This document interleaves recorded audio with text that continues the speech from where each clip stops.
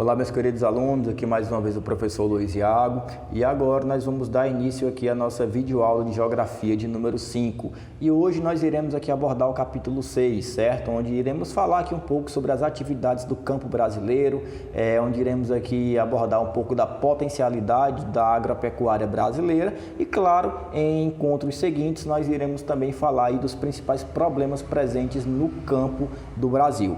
Ok, pessoal? Então, para que a gente tenha um estudo mais dinâmico, eu também peço que vocês peguem o material de vocês, o livro didático de vocês, abram ele aí no capítulo 6, página 64, e vão aí realizando o acompanhamento do livro à medida que a gente for aqui debatendo sobre esses principais temas presentes aí, tá certo? Então, a agropecuária brasileira, pessoal, de maneira geral, agropecuária, certo? É uma denominação que a gente utiliza para poder se referir a um conjunto de atividades, tanto da agricultura como também da pecuária, ok? Quando nós falamos em agricultura brasileira, falamos aí na produção de uma infinidade de gêneros agrícolas, como por exemplo, o café, a cana-de-açúcar, né, a laranja, a soja, o cacau, o milho.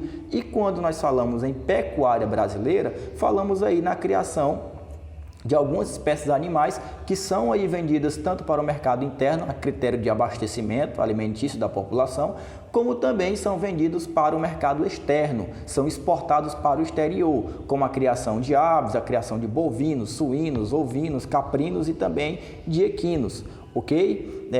Em alguns gêneros de produção, o Brasil ele é líder mundial. Por exemplo, em termos de produção de café, cana e laranja, o Brasil ele é o primeiro, é o maior produtor mundial. No quesito da produção da soja, nós somos o segundo maior produtor do planeta. Em termos da criação de animais, nós temos aí o maior rebanho bovino do mundo, certo? Somos aí o quarto maior produtor de aves também do mundo e somos aí também o quarto maior produtor de equinos, né, do planeta. Então, pessoal, a agropecuária, ela vai, na verdade, ocupar um papel de destaque muito grande na agricultura brasileira, aliás, na economia brasileira, certo? Ali, cerca de 13% da população economicamente ativa do Brasil, ou seja, a pé do Brasil, né, está empregada na agropecuária, né? Somente a agropecuária, ela vai ser responsável aí por 6% das receitas do PIB do nosso país. E claro que esse grande fator de produção da nossa agropecuária vai se dever aí a algumas condições, né? Nós temos um grande mercado consumidor, nós temos a quinta maior população do mundo e essa grande população ela vai demandar por uma oferta, por uma produção muito grande de alimentos para atender, para suprir as suas necessidades, né? Nós temos aí também a grande implementação na atualidade de maquinário moderno na produção agrícola, o que vai consequentemente aumentar o fator de produção, ok? Temos aí também solos muito férteis, encontramos aqui no Brasil o tipo de solo mais fértil do mundo, que é a terra roxa, né? E também temos um país tropical, que geralmente tem clima predominantemente quente, o que se torna, no caso, um grande fator potencializador da atividade agrícola, né? É um grande benefício para o desenvolvimento da atividade agrícola, para a criação de animais. Nós não temos aqui invernos muito rigorosos, temperaturas muito baixas,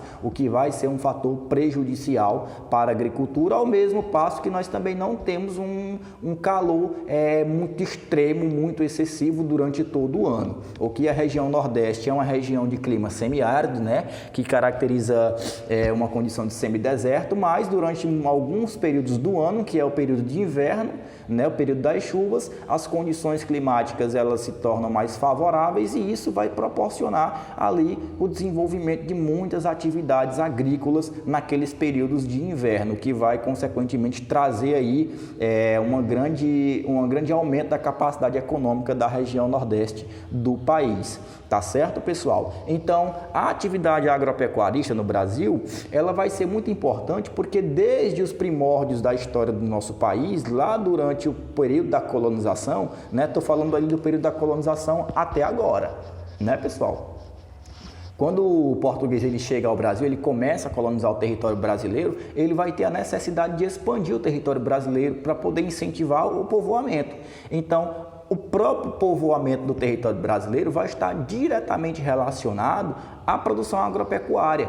Porque foi justamente através da expansão das lavouras agrícolas para o interior do país, né, que nós vamos ter o início do povoamento do nosso território.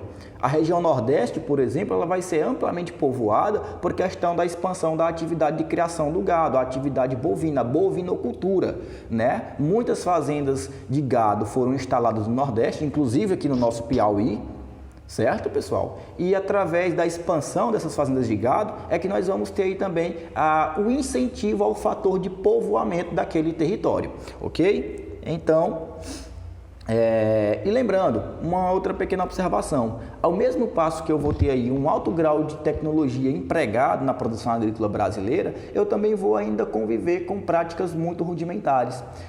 Podendo olhar essas duas imagens, nós conseguimos fazer um comparativo muito grande, porque na primeira imagem, certo, mostrando aí um agricultor usando um arado, movido a tração animal, né? Ele vai estar ali preparando o solo para poder fertilizá-lo e poder produzir, né? Poder plantar.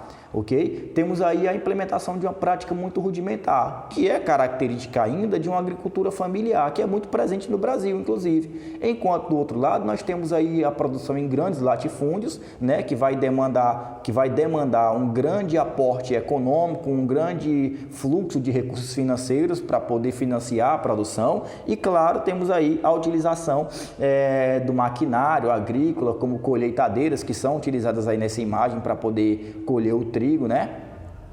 O que caracteriza a implementação, a utilização de um grande aporte tecnológico. Então temos ainda essa contradição marcando o campo brasileiro. De um lado, uma agricultura familiar geralmente rudimentar, né, e voltada para a subsistência, para abastecimento de um pequeno mercado local, e a produção do agronegócio, né, caracterizado pela segunda imagem, que se volta para a produção em larga escala e também para o próprio abastecimento externo, para a própria exportação, ok? Então, aqui nós temos um gráfico analisando a produção da soja no Brasil desde 60 até o ano de 2007. A parte em verde significa a quantidade de hectares de terra no Brasil que são utilizados para o plantio da soja, e a parte em laranja representa aí a quantidade em milhões de toneladas de soja que foi produzida no Brasil durante aquele ano.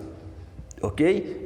Aí no período de 70 até 1979, eu tenho aí a utilização de quase 5 milhões de hectares de terras no Brasil, certo? Para a produção da soja, e eu tenho uma produção de 7,3 milhões de toneladas de soja, ok? Vemos aí que esse gráfico ele só aumenta e que atualmente em 2007, né, dados de 2007, a soja ela vai ocupar aí 20 milhões de hectares de terras no Brasil, que são utilizados para o cultivo da soja, né? E eu tenho aí uma produção de quase 60 milhões de toneladas do produto que são feitas, que são produzidas aqui no nosso país, ok? Que caracteriza aí um grande nível de produção, certo, pessoal? Então,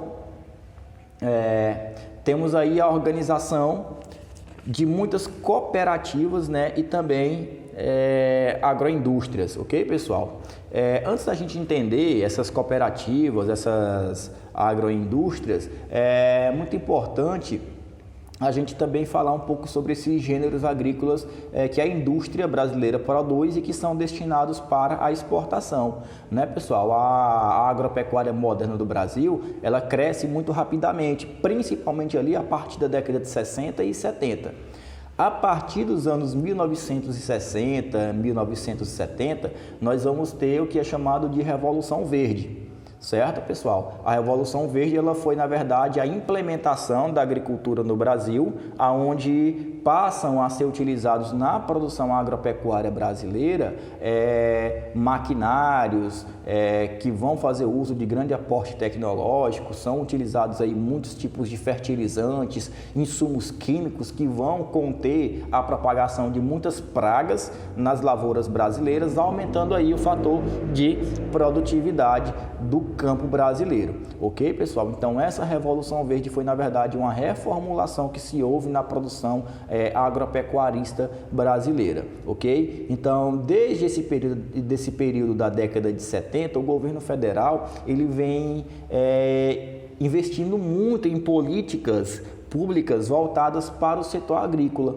certo? Investindo sobretudo ali no agronegócio, ok? Já que o agronegócio é uma atividade ali de produção destinada ao abastecimento da indústria, destinada à exportação, então o governo investe muito no desenvolvimento do agronegócio. O que é que o governo vai fazer? O governo muitas vezes ele vai conceder empréstimos, certo? Para a produção do agronegócio. Lembrando, pessoal, o agronegócio geralmente é uma produção monocultura, ok? O agronegócio geralmente são grandes propriedades rurais, grandes latifúndios que vão manter uma produção monocultura, ou seja, vão produzir somente um único gênero em específico, como são as propriedades que vão produzir soja, que vão produzir laranja, que vão produzir café.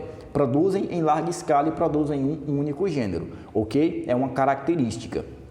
Então, mas é claro que o Brasil ele produz muitos tipos, cada propriedade vai ter a produção de um gênero em específico, só mesmo uma observação a ser feita, certo, pessoal? Então, o que é que o governo ele vai fazer, pessoal? Geralmente ele pode ali conceder empréstimos, né, a esses produtores do agronegócio, pode conceder uma linha de crédito maior para que eles possam investir na sua produção, para que eles possam investir na compra de maquinários, para que eles possam investir na compra de fertilizantes, de insumos químicos, né, para que eles possam aí comprar alguns tipos de sementes que vão ser geneticamente modificadas e que por essa modificação genética da semente torna ela muito mais forte e mais resistente aí a pragas. A mesma coisa vai acontecer também com animais que podem ser geneticamente alterados aí, modificados, tornando eles animais mais fortes, mais resistentes, ok? Então, temos esse grande incentivo do governo ao agronegócio, a essa produção em larga escala. Em contrapartida, eu não vejo o mesmo incentivo do governo sendo dado à agricultura familiar, certo? O incentivo que o governo dá à agricultura familiar é muito pouca. É por isso que grande parte da agricultura familiar brasileira, ela ainda continua sendo feita com técnicas rudimentares, técnicas arcaicas, muito ultrapassadas. E aí vale lembrar, pessoal, que o agronegócio, ele abastece o mercado interno do Brasil. Porém, grande parte do que é produzido pelo agronegócio no Brasil, ele é vendido para fora do país, ele é exportado, certo? Grande parte do alimento que nós consumimos cotidianamente provém da agricultura familiar, provém ali das pequenas propriedades rurais, do pequeno agricultor, ok? Então, é muito importante que o governo ele comece a criar e a pensar em políticas públicas que incentive a produção familiar, a produção da agricultura familiar, dando maior aporte tecnológico, certo? Para essas famílias trabalharem, o que vai aumentar a sua produtividade, que vai aumentar o seu fator econômico também. E claro que vai aí dinamizar a oferta de alimentos para a própria população brasileira. Ok, pessoal? Então, nós temos aí essa grande contradição, marcada entre o agronegócio e entre a agricultura familiar. O agronegócio contando aí com grandes incentivos do governo, enquanto a agricultura familiar, ela conta com incentivos bem menos proporcionais do nosso governo. Ok, pessoal? Então, temos aí a construção dessas cooperativas agrícolas, que são, na verdade, sociedades formadas por produtores rurais, né, pessoal? Que esses produtores rurais, ao se unirem, eles conseguem aí melhores condições, melhores preços, melhores formas de pagamento na compra de sementes, de adubos, de máquinas, né, de implementos agrícolas, ou seja, maquinários, né, meios para poder aumentar o seu fator de produtividade. Além disso, eles dividem também os custos com a assistência técnica que é especializada. Se eles compram maquinário, é óbvio que eles têm que ter a prestação de um serviço para dar manutenção àquele maquinário, que tem que ensinar eles a trabalharem com fertilizantes agrícolas, com insumos químicos, ok, pessoal? Enquanto a agroindústria são, na verdade, empresas de processamento de produtos de origem animal ou vegetal.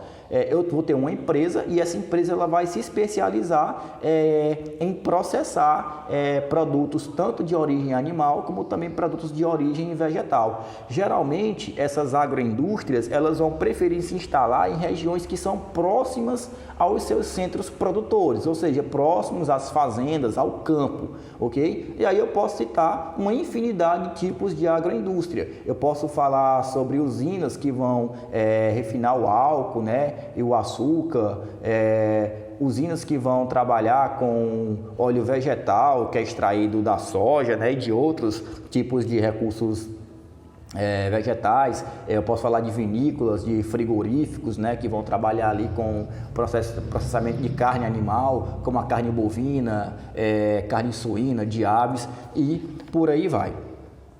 Certo, pessoal? E, claro, eu tenho aí nesse contexto a atividade extrativa no Brasil. Pessoal, a atividade extrativa no Brasil, certo? Ela é desenvolvida especialmente no espaço rural e ela vai se destinar aí, pessoal, à produção de alimentos e também de matérias-primas, né? Ela consiste basicamente na exploração de produtos de origem vegetal, animal ou então mineral, diretamente feito da natureza. Ok? Então, fica esse conceito muito básico, que seria a atividade extrativista. É o fato de você explorar, tá certo? Um recurso, um produto, seja esse produto de origem vegetal, de origem animal ou de origem mineral, ok? E essa exploração, ela é feita diretamente da natureza, tá certo, pessoal? Aqui nós temos nessa produção extrativa a utilização de equipamentos e técnicas rudimentares, ao mesmo tempo também que eu tenho a utilização de técnicas avançadas, né, e equipamentos que vão se utilizar de grande aporte tecnológico. Por exemplo, atividades extrativas que vocês podem ver aqui nessas imagens. Eu tenho a pesca artesanal, que vocês podem ver, que geralmente é feita em rios ou então no litoral, né? É uma atividade aí que vai ser feita, que vai ser utilizada para o próprio sustento de uma população que geralmente é ribeirinha, certo, pessoal? Que vai trazer para elas uma grande fonte de alimento nutritivo,